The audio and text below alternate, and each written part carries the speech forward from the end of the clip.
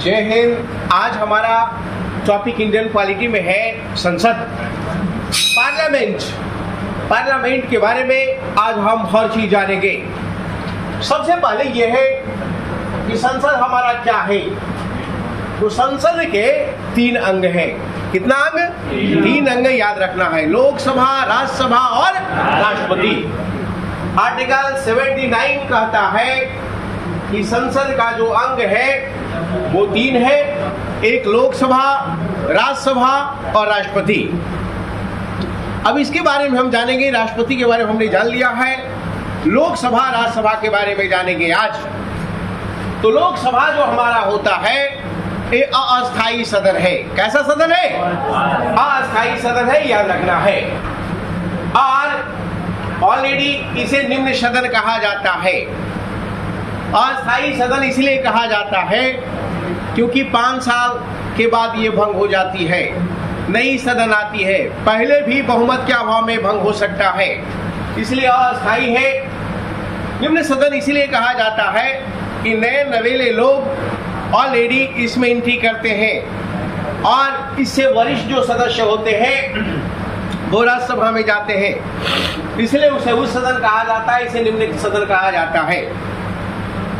इसे प्रथम सदन कहा जाता है। क्यों? क्योंकि अधिकतर बिल का इंट्रोड्यूस हम यहीं पर करते हैं, जबकि इसके बाद जो है ऑलरेडी राज्यसभा में जाता है, इसलिए इसे द्वितीय सदन कहा जाता है, याद रखिएगा। इस प्रकार से लोकसभा अस्थायी सदन कहलाता है, निम्न सदन कहलाता है और प्रथम सदन कहलाता है। और लोकसभा का जो संचालन है वो अध्यक्ष करेगा, स्पीकर करेगा, ध्यान में रखना है। कौन करता है? स्पीकर करता है। लेकिन इसमें एक पद ऑलरेडी प्रोटेम स्पीकर का भी होता है। जब नया सदन चुनकर आती है तो वहां पर नए सदस्यों को शपथ दिलाने के लिए और नए लोकसभा अध्यक्ष की नियुक्ति के लिए प्रोटेम स्पीकर को बनाया जाता है राष्ट्रपति के द्वारा। और ऑलरेडी उसका 2 ही काम है, नए सदन में जो भी सदस्य है उसे सदस्यता दिलाना, शपथ दिलाना और प्लस अध्यक्ष का नियुक्ति करना, नए अध्यक्ष की नियुक्ति करना प्रोटेम स्पीकर का काम है, याद रखना। ये दोनों काम करके वो साइड हो जाता है। इस प्रकार से लोकसभा का जो संचालन होता है वो स्पीकर करता है और स्पीकर की अनुपस्थिति में वो ऑलरेडी डिप्टी स्पीकर करेगा, जिसे उपाध्यक्ष कहा जाता है, याद रखना है। और ये बड़ा इंपॉर्टेंट है। सवाल है कि अध्यक्ष उपाध्यक्ष का चर्चा किस अनुच्छेद में है? तो 93 में लोकसभा अध्यक्ष और उपाध्यक्ष का चर्चा है, याद रखना है। और ये अध्यक्ष की जो नियुक्ति होती है लोकसभा सदस्यों के द्वारा ऑलरेडी चुनाव होता है, याद रखना है। अध्यक्ष का जो चुनाव होता है लोकसभा के सदस्यों के द्वारा होता है, यह ध्यान में रखेंगे। लोकसभा अध्यक्ष अपना इस्तीफा उपाध्यक्ष को देगा, यह भी ध्यान में रखना है। इसका और क्या काम है? इसका काम यह है कि सदन में व्यवस्था को बनाए रखना इसकी बहुत बड़ी जिम्मेदारी है। किसका? लोकसभा अध्यक्ष का। दूसरा, लोकसभा का कार्य संचालन सही ढंग से हो, इसके लिए हमारा स्पीकर काम करता है। कौन सदस्य कितना समय बोलेगा, तो बोलने का जो टाइम निर्धारण जो होता है वो लोकसभा अध्यक्ष करता है। संसद में लोकसभा में पेश किया गया जो बिल है वो धन विधेयक है या नहीं, इसका निर्णय लोकसभा अध्यक्ष करेगा। लोकसभा अध्यक्ष निर्णायक मत देता है कब? जब किसी बिल पर हमारा वोट वैल्यू समान हो जाए तो निर्णायक मत जो डिसीजन वोट होता है वो लोकसभा अध्यक्ष देता है, याद रखना है। इस प्रकार आपने लोकसभा के बारे में बहुत सारी जानकारियां प्राप्त किया। अब हम चलते हैं राज्यसभा की ओर। राज्यसभा जो हमारा है यह स्थायी सदन है और इसे भंग नहीं किया जा सकता है, याद रखिएगा। स्थायी सदन का मतलब राज्यसभा का भंग नहीं होता है, याद रखना है। और इसे उस सदन कहा जाता है, इसीलिए इसमें जो चुन कर जाते हैं वरिष्ठ से वरिष्ठतम सदस्य चुन कर जाते हैं। विभिन्न विशेषज्ञ इसमें शामिल होते हैं, इसलिए उस सदन कहा जाता है।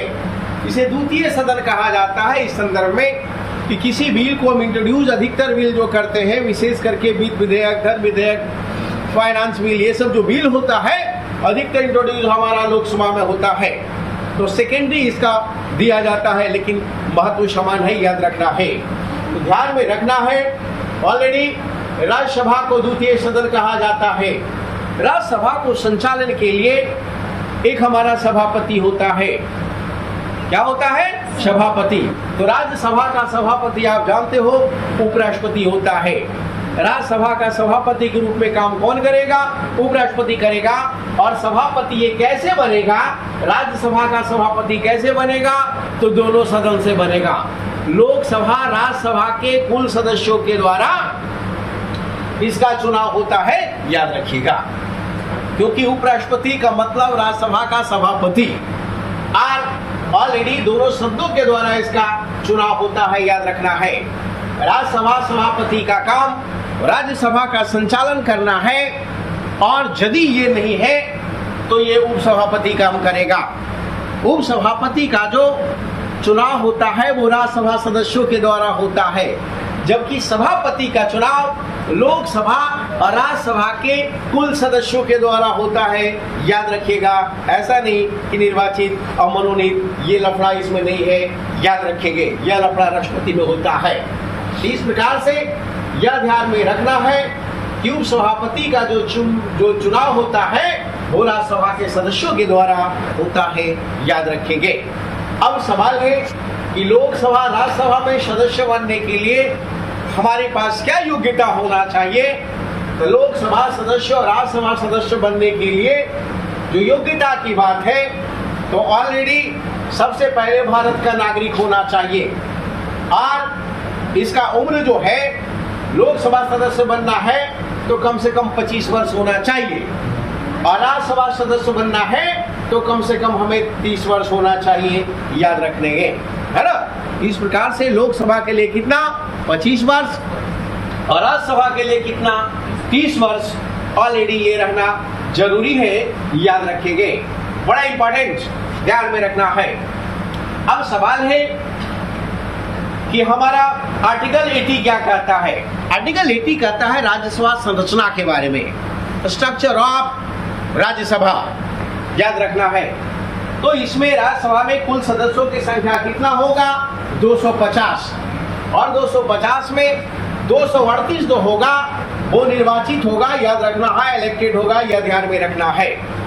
जबकि 12 जो होगा राज्यसभा में वो नॉमिनेटेड होगा, यह ध्यान में रखना है, वाइस प्रेसिडेंट, यह ध्यान में रखना है। और इसका जो मनोनयन होगा, इसका जो आधार होगा, इसका मतलब है वो समाज सेवा से संबंधित हो, इसका मतलब है कि जाने माने साहित्यकार हो, इसका मतलब है कि जाने माने कलाकार हो, और इसका मतलब है ऑलरेडी वो विशेषज्ञ हो, वो सामान्य नहीं हो। तो विशेषज्ञ लोगों को, 12 लोगों को मनोनयन किया जाता है राज्यसभा में, किसके द्वारा? तो राष्ट्रपति के द्वारा, याद रखना है। अब सवाल है ये जो 238 जो ऑलरेडी इलेक्टेड होता है, तो ये कहाँ से होता है? तो 238 में 234 जो होगा वो राज्य के द्वारा होगा, याद रखना है, राज्य के विधायकों के द्वारा चुना जाएगा।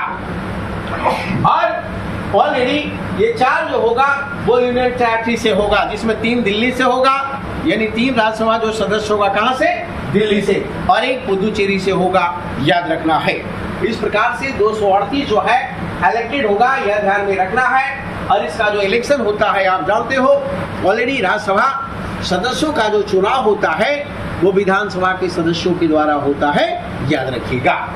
इस प्रकार से यह ध्यान में रखना है, यह बड़ा इंपॉर्टेंट है, और ये स्ट्रक्चर है, यह ध्यान में रखेंगे राज्यसभा का। अब हम चलते हैं कि राज्यसभा सदस्यों का निर्वाचन कैसे होता है। तो ये अप्रत्यक्ष होता है, जैसा कि अभी हमने चर्चा किया। अप्रत्यक्ष का मतलब इसका चुनाव जनता नहीं करती है। राज्यसभा सदस्यों का चुनाव प्रत्यक्ष रूप से जनता नहीं करती है, बल्कि जनता द्वारा चुने गए विधायकों के द्वारा राज्यसभा सदस्य का चुनाव होता है, याद रखना है। और ये राज्य विधानसभा के सदस्यों के द्वारा होगा, यह तय है। यह गुप्त मतदान के द्वारा नहीं होगा, यह खुला मतदान के द्वारा, ओपन वोटिंग के द्वारा होता है, यह ध्यान में रखना है। और कोई भी व्यक्ति कहीं से भी राज्यसभा सदस्य बन सकता है। हम बिहार से हैं तो यूपी से हम ऑलरेडी राज्यसभा सदस्य बन सकते हैं। हमारे मनमोहन सिंह असम से राज्यसभा सदस्य हुआ करते थे। इस प्रकार से ऑलरेडी हम कहीं से भी राज्यसभा सदस्य बन सकते हैं। याद रखिएगा, यह बड़ा इम्पोर्टेंट है, ध्यान में रखेंगे। इस प्रकार से राज्यसभा सदस्य कैसे बनता है ये क्लियर हो गया। राज्यसभा का कार्यकाल के संदर्भ में अभी हमने जैसा कहा कि राज्यसभा अस्थायी सदन है, इसका मतलब यह कभी भंग नहीं होता है, याद रखेंगे। और राज्यसभा के सदस्यों का जो कार्यकाल होता है वो 6 वर्ष होता है, जबकि लोकसभा सदस्यों का जो कार्यकाल होगा वो 5 वर्ष होगा, याद रखिएगा। अब सवाल है कि इसमें लोग रिटायर कैसे होगा, तो प्रत्येक 2 वर्ष में जो 1/3 सदस्य होगा वो रिटायर होगा। राज्यसभा का सदस्य प्रत्येक 2 वर्ष में 1/3 सदस्य जो है वो रिटायर हो जाता है, याद रखिएगा, बड़ा इंपॉर्टेंट है। इस प्रकार से 80 में हमने राज्यसभा का संरचना देखा था, 81 में हम लोकसभा का संरचना देखते हैं, याद रखिएगा। 81 में लोकसभा का संरचना है जिसमें सदस्यों की संख्या मैक्सिमम कितना होगा, 550 होगा। अब 552 नहीं होगा क्योंकि 2 एंग्लो इंडियन गया। इस प्रकार से 550 जो सदस्य होगा वो 530 होगा राज्यों से निर्वाचित होगा, और ये इसका चुनाव प्रत्यक्ष होगा। जबकि 20 जो होगा यूनियन टेरिटरी से होगा, याद रखेंगे, संघ शासित राज्यों से होगा, यह ध्यान में रखना है, यह बड़ा इंपॉर्टेंट है। आर्टिकल 331 के तहत स्पष्ट चर्चा था कि लोकसभा में 2 एंग्लो इंडियन का मनोनयन राष्ट्रपति करेगा, लेकिन 104वां संविधान संशोधन जो हुआ 2020 में, उसमें स्पष्ट कर दिया गया कि अब एंग्लो इंडियन की जरूरत भारत में नहीं है, याद रखेंगे। तब इसका प्रावधान जो है समाप्त कर दिया गया। लोकसभा सदस्य का निर्वाचन कैसे होता है, तो आप जानते हो लोकसभा सदस्यों का जो निर्वाचन होगा प्रत्यक्ष होगा, जबकि राज्यसभा के सदस्यों का निर्वाचन क्या होगा, अप्रत्यक्ष होगा, याद रखना है। और ऑलरेडी बहुमत प्रणाली सिस्टम भी इसमें लागू होती है, याद रखिएगा। जिसको बहुमत मिलेगा ऑलरेडी वही चुना जाता है। जैसे एक लोकसभा क्षेत्र में जिसको सर्वाधिक वोट मिला वो लोकसभा सदस्य बन जाएगा, ठीक है, याद रखना है। इस प्रकार से हम देखते हैं, यह बड़ा इंपॉर्टेंट है। 61वां संविधान संशोधन में हमने कहा कि इसका जो प्रत्यक्ष चुनाव होता है तो चुनाव में भाग कौन लेगा, ऑलरेडी मतदाता भाग लेगा। और मतदाता का उम्र कितना होना चाहिए, 18 वर्ष। पहले क्या हुआ करता था, 21 वर्ष। 21 वर्ष से घटाकर 18 वर्ष कर दिया गया 1989 में 61वां संविधान संशोधन के माध्यम से, यह याद रखिएगा। और ये बड़ा इंपॉर्टेंट जिसे बार बार पूछ लिया जाता है, याद रखेंगे। जहाँ तक लोकसभा कार्यकाल की बात है तो लोकसभा के कार्यकाल 5 वर्ष होता है, जबकि राज्यसभा का कार्यकाल कभी भंग नहीं होगा, याद रखना, वो चलता रहेगा, सतत प्रक्रिया है। इस प्रकार से 5 वर्ष के बाद ऑलरेडी ये स्वतः भंग हो जाता है लोकसभा, याद रखेंगे। और नया चुनाव कार्यकाल से पूरा होने से पहले कराना होता है, ताकि इसका कार्यकाल शुरू होने से पहले एक नई सरकार आ जाए जो देश का कमान संभाल ले। इस प्रकार से हम देखते हैं कि इसका कार्यकाल 5 साल का होता है, लेकिन यदि आपातकाल लगा हो, इमरजेंसी लगा हो, तो इसके कार्यकाल को हम 1 साल बढ़ा सकते हैं। यानी आपातकाल में लोकसभा के कार्यकाल को कितना साल बढ़ाया जा सकता है, बोलो, 1 साल, यह ध्यान में रखना है, यह बड़ा इंपॉर्टेंट है, ध्यान में रखेंगे। हम जानते हैं कि लोकसभा जो हमारा है वहाँ पर एक अध्यक्ष होता है जो कार्य संचालन के लिए जिम्मेदार होता है, और वो अपना त्याग पत्र ऑलरेडी देता है, तो किसको देगा, उपाध्यक्ष को देगा, याद रखिएगा, ठीक है। और हमारा ऑलरेडी ध्यान में रखना है, लोकसभा सदस्य जो इस्तीफा देगा तो किसको देगा, अध्यक्ष को देगा, यह भी ध्यान में आप रखेंगे। राज्यसभा सदस्य है तो अपना इस्तीफा कहाँ देगा, राज्यसभा सभापति को देगा, याद रखिएगा, बड़ा इंपॉर्टेंट, ध्यान में रखना है। आर्टिकल 102 कहता है कि इसे अयोग्य भी घोषित किया जा सकता है।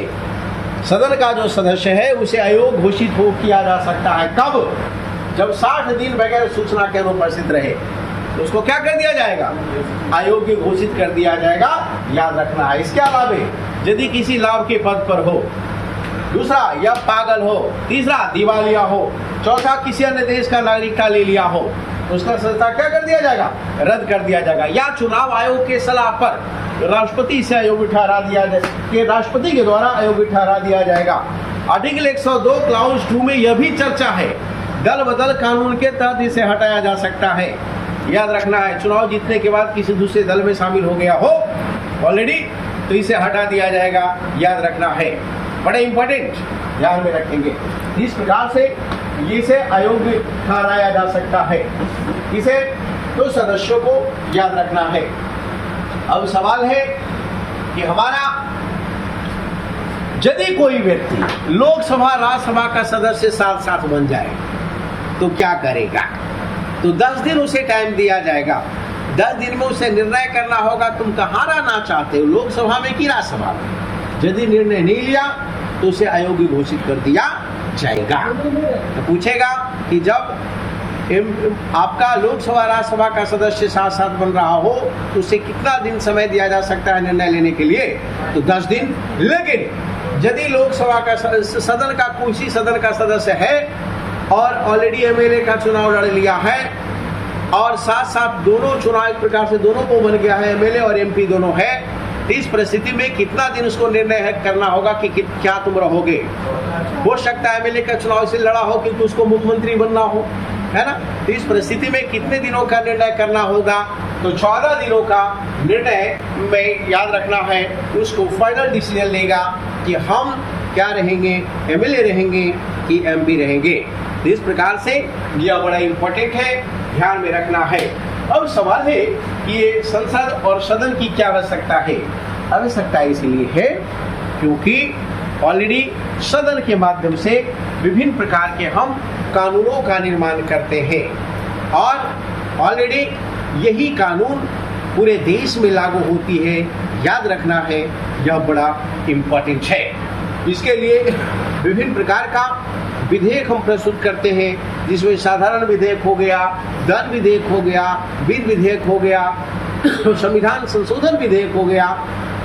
तो विभिन्न प्रकार के विधेयकों को हम ऑलरेडी पेश करते हैं, प्रस्तुत करते हैं और इसके बाद दोनों सदन पास कर देता है तो ये राष्ट्रपति के पास जाता है और जाने के बाद हस्ताक्षर होता है तो यही विधेयक क्या बन जाता है, अधिनियम, एक्ट बन जाता है। क्या बन जाता है, एक्ट, याद रखना है।